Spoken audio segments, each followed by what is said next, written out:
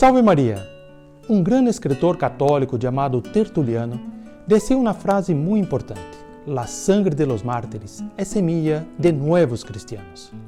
Hoy conoceremos la vida de una santa nacida en Roma y considerada desde el siglo XV como la patrona de la música por su talento con el arpa. En una Roma pagana, Cecilia era hija de un rico senador romano. Desde muy joven, ella se convirtió al cristianismo, asistiendo a las misas diarias celebradas por el Papa Santo Urbano en la Vía Appia. Ahí, cuando salía de la iglesia, los pobres le rodeaban pidiendo su limosna habitual. Cuando llegó a la edad en que la joven se casaba en esta época, sin saberlo, sus padres prometieron Cecilia en matrimonio a un patricio romano llamado Valeriano, que era pagano. Pero Cecilia, que desde muy joven había hecho un voto de castidad perfecta, no quería casarse con Valeriano. Sin embargo, no tuvo otra salida que aceptar la voluntad de su padre. Llegó el día de las bodas y durante la ceremonia, Cecilia, a pesar de por fuera mostrarse con una gran alegría, internamente sufría tremendamente. Su preciosa túnica dorada escondía el cilicio de penitencia por bajo. Su corazón estaba profundamente abatido. Después de la fiesta, Cecilia se quedó a solas con su esposo para la primera noche de bodas.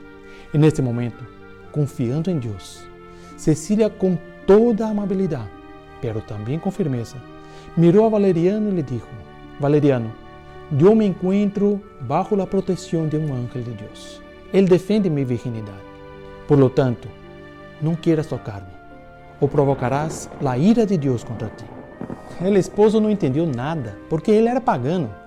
Cecilia lo miró y declaró con audacia: Valeriano, yo soy cristiana.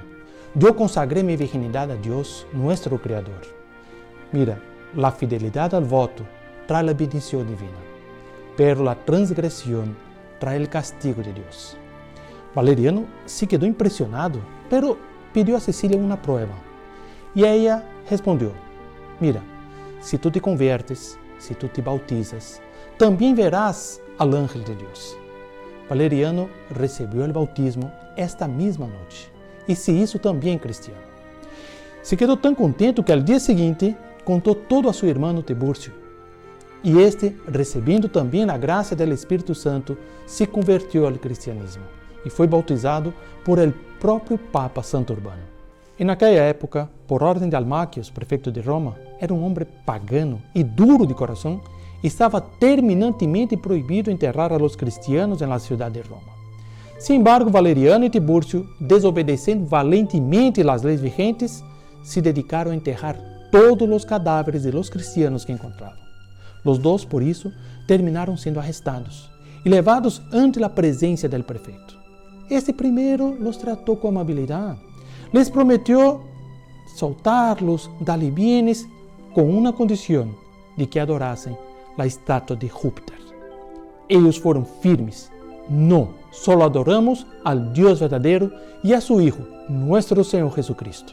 El alcalde, ante esta valiente negativa, ordenó que los dos fueran torturados. Sin embargo, ellos se mantuvieron totalmente fieles a las promesas del bautismo. Entonces fueron condenados a la muerte y decapitados en la localidad de Pagos Tropios, cerca de Roma. Por orden del tirano, Santa Cecilia también fue arrestada y obligada a revelar dónde estaba el dinero de los dos.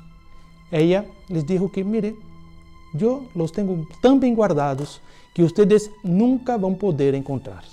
Efectivamente, Santa Cecilia, ya sabiendo lo que iba a acontecer, había distribuido todo el dinero para los pobres. Almaquio se quedó furioso y ordenó que Cecilia fuera llevada al templo y sentenciada. Intentaron obligarla a quemar incienso a los dioses paganos y a adorar a los dioses paganos, pero ella se mantuvo firme. Por eso fue sentenciada a la muerte por asfixia. El tirano dio órdenes para que Cecilia fuera encerrada en las instalaciones de baño de su propio palacio y que fuera ahí, asfixiada por los vapores de agua. Cecilia experimentó una protección divina extraordinaria y aunque la temperatura subió a un punto que ya no se podía tolerar, ella, la sierva de Dios, no sufrió nada. Luego fue inmersa en un baño de agua hirviendo, del cual salió también totalmente ilesa. Durante essas torturas, Cecília habló com tanta convicção a los soldados sobre a beleza de la religião de Cristo, sobre la santidade de Deus, que ellos se declararam a su favor e prometeram abandonar la adoração de los dioses. Almaquis ordenou entonces que la decapitaran. La lei permitia nesta época bajar la espada al máximo 3 vezes sobre el cuello del condenado. Não se sabe como, inexplicavelmente, el soldado encargado de hacerlo, después de los 3 intentos, não conseguiu separar a cabeça del cuerpo de la santa. Ella vivió 3 dias mais, gravemente herida por la espada assassina. A los cristianos que veniam a visitarla, ella dava sempre buenos consejos. Hablava de la caridad, del amor a Dios. Entregou todos sus bienes al Papa e pediu que sus bienes foram distribuídos a los pobres. Pero hizo una segunda solicitud, que su casa fuera transformada en una iglesia. Y eso se hizo luego después de su muerte.